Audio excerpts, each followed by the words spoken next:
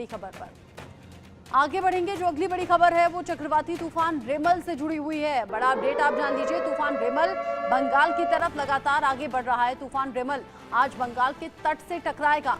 102 kilometre प्रति घंटे की रफ्तार से हवाएं इस दौरान चल सकती हैं, ऐसी जानकारी मिल रही है। तूफान को लेकर कोस्टल एरिया में अलर्ट जारी किया गया है। मछुआरों को समुद्र में ना जाने की सलाह दी गई है। समंदर में अगर जाते हैं तो कोई बड़ा हादसा हो सकता है, इसीलिए मछुआरों को इस टाइम पर जाने से रोका जाता है। 6 राज्यों के तटीय इलाकों में अलर्ट जारी किया गया है। 6 अलग अलग राज्य जहां पर इसका असर हो सकता है, खासतौर से तटीय इलाकों में। बंगाल के कई जिलों में रेड और ऑरेंज अलर्ट जारी किया गया है। बंगाल की तरफ लगातार ये तूफान बढ़ रहा है। रेमल नाम का ये तूफान जो बंगाल तट से टकराएगा और उस वक्त जो हवाएं हैं उनकी स्पीड रहेगी 102 किलोमीटर प्रति घंटे की रफ्तार से यहाँ हवाएं चलने का अनुमान है। मछुआरों को कह दिया गया है कि समंदर किनारे नहीं जाना है। कोस्टल एरिया में अलर्ट जारी किया गया है। कई ऐसे जिले हैं बंगाल के जहां पर रेड और ऑरेंज अलर्ट जारी किया गया है। तस्वीरें आप देखिए, 2 तस्वीरें आप देख रहे हैं। एक तरफ तो ये तूफान कैसे असर डाल सकता है, क्या स्पीड इसकी हो सकती है। मौसम विभाग की तरफ से कुछ तस्वीरें सामने आई हैं जो हम आपको दिखा रहे हैं। दूसरी तरफ जो तस्वीरें आप देख रहे हैं ये समंदर की लहरों की तस्वीरें हैं और ये जो लहरें आपको नजर आ रही हैं ये लहरें और ज़्यादा ऊंची हो जाएंगी जैसे जैसे वक्त आगे बढ़ेगा, क्योंकि बंगाल के तट से इस तूफान के टकराने की खबर मिल रही है। रेमल नाम का ये तूफान जो बंगाल पर सबसे ज़्यादा असर डालेगा, लेकिन साथ ही साथ 6 ऐसे राज्य जहाँ पर तटीय इलाकों को लेकर अलर्ट जारी किया गया है। हालांकि अभी वहां पर कुछ लोग आपको दिखाई दे रहे हैं, लेकिन यहाँ पर लोगों को जाने से रोका गया है। अभी जैसे जैसे वक्त आगे बढ़ेगा वहां दूर दूर तक आपको कोई नजर नहीं आएगा, क्योंकि सभी को वहां से हटा दिया जाएगा। रौनिक दत्ता ज्यादा अपडेट के साथ जुड़ गए हैं इस खबर पर हमारे साथ। रौनिक, रेमल नाम का ये तूफान लगातार आगे बढ़ रहा है और बंगाल में सबसे ज्यादा इसका असर देखा जाएगा, लेकिन वो वक्त क्या होगा जब सबसे ज्यादा पीक पर होगा ये तूफान? देखिए, आईएमडी की तरफ से जो कहा जा रहा है कि ये जो रेमल चक्रवात है, रेमल चक्रवात सीवियर साइक्लोनिक स्टॉर्म में आज दोपहर तक कन्वर्ट हो जाएगा और उसके बाद शाम से इसका जो ये इफेक्ट धीरे धीरे देखने को मिलेगा। ये रेमल जो चक्रवात है, इसका लैंडफॉल जो होगा वो पश्चिम बंगाल का सागर द्वीप और उसके साथ साथ बांग्लादेश का जो खेपुपारा, ये दोनों एरिया के बीच में इनका लैंडफॉल होगा और इसका सबसे ज्यादा इफेक्ट सुंदरबन एरिया, बांग्लादेश का सुंदरबन एरिया और पश्चिम बंगाल का दीघा, मंदारमनी को देखने को मिलेगा, क्योंकि जो कोस्टल साइड है वो कोस्टल साइड में ही सबसे ज्यादा इफेक्ट इनका आएगा। दक्षिण 24 परगना में भी सबसे ज्यादा इफेक्ट ये रेमल चक्रवात की तरफ से फैला जाएगा। और जैसा कि आईएमडी की तरफ से कहा जा रहा है कि रेमल का जो लैंडफॉल, वो लैंडफॉल आज रात को 11 बजे से लेकर 1 बजे के अंदर इसका लैंडफॉल होगा।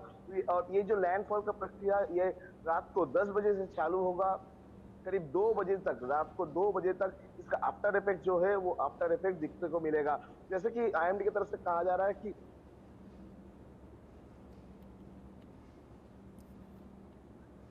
रेनिक, अनम्यूट कीजिए खुद को। आप बता रहे हैं कि ये जो तूफान है इसका असर दिखाई देगा। चक्रवात तूफान बहुत ज्यादा खतरनाक होगा, बंगाल के अलग अलग जिलों में इसका असर होगा और इसी को देखते हुए मौसम विभाग ने जो अलर्ट जारी किया है, इसके बाद रेड और ऑरेंज अलर्ट के जरिए प्रशासन अब मुस्तैद है। इंतजाम किस तरीके के हैं रौनिक, और साथ ही साथ जो तटीय इलाके हैं जहां पर असर सबसे ज्यादा होगा, क्या वहां से कुछ लोगों को हटने के लिए भी कहा गया? एकदम देखिए, पश्चिम बंगाल सरकार की तरफ से एक कंट्रोल रूम चालू कर दिया गया है और जो जिस जिस एरिया में इसका सबसे ज्यादा इफेक्ट होने वाला है, हावड़ा, हुगली, कोलकाता, उत्तर 24 परगना, दक्षिण 24 परगना, और दक्षिण 24 परगना में सबसे ज्यादा इफेक्ट आने वाला है। और उसी जगह में जो डीएम ऑफिस है, डीएम ऑफिस का सबका छुट्टी कैंसिल कर दिया गया है। जो भी इमरजेंसी सर्विसेज है उन लोगों का जो छुट्टी भी कैंसिल कर दिया गया है और सबको हाई अलर्ट में रखने के लिए बोला गया है। और जैसा कि गवर्नमेंट की तरफ से कहा जा रहा है कि ये पूरा मामले को लेकर डिजास्टर मैनेजमेंट का जो टीम को मौजूद रखा गया है। पूरा कोस्टल साइड में वो लोग माइकिंग कर रहे हैं कि कोई भी टूरिस्ट कोस्टल साइड में ना जाए, कोई भी टूरिस्ट पानी के पास ना जाए, क्योंकि आज जो है आज सुबह से ही दिखा जाएगा कि जो लहरें, वो लहरें बड़े बड़े लहरें आएगा और भारी बरसात भी हो सकता है। और इसी वजह से समुद्र के पास कोई ना जाए, इस बारे में भी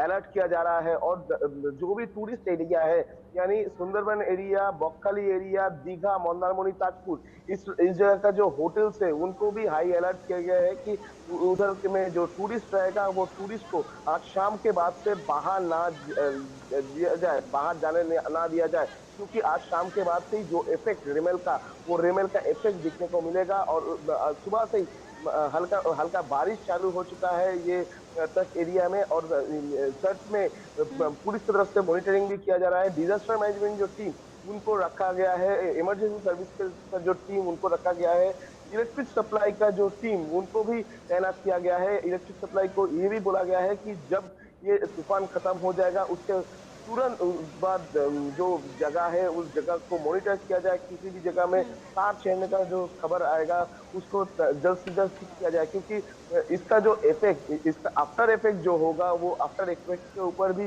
नजर है प्रशासन का। प्रशासन की तरफ से जो भी एरिया है उस एरिया का पुलिस स्टेशन को भी इन्फॉर्म कर दिया गया है कि कोई भी व्हीकल्स जो है वो व्हीकल्स को रात में जब ट्रैवल किया जाएगा वो उसमें भी नजर रखें कि इस एरिया में भारी तूफान आ सकता है।